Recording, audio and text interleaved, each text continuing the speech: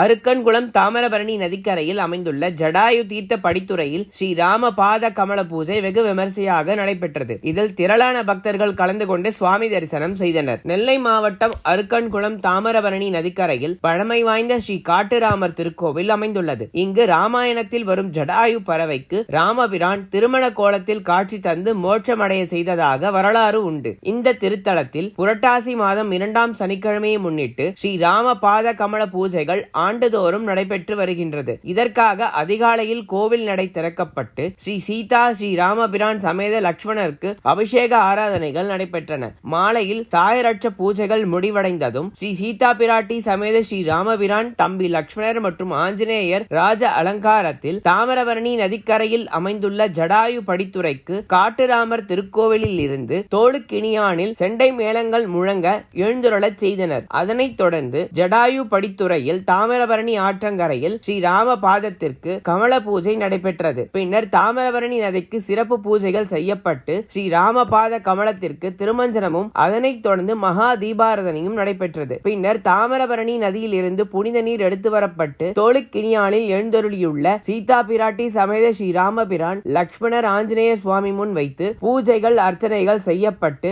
மகா தீபாரதனை நடைபெற்றது. பின்னர் பூஜை செய்யப்பட்ட புனித நீர் கூடியிருந்த பக்தர்கள் மீது தொளிக்கப்பட்டது. இந்த நிகழ்ச்சியில் திரளான பக்தர்கள் கலந்து கொண்டு சுவாமி தரிசனம் செய்தனர்.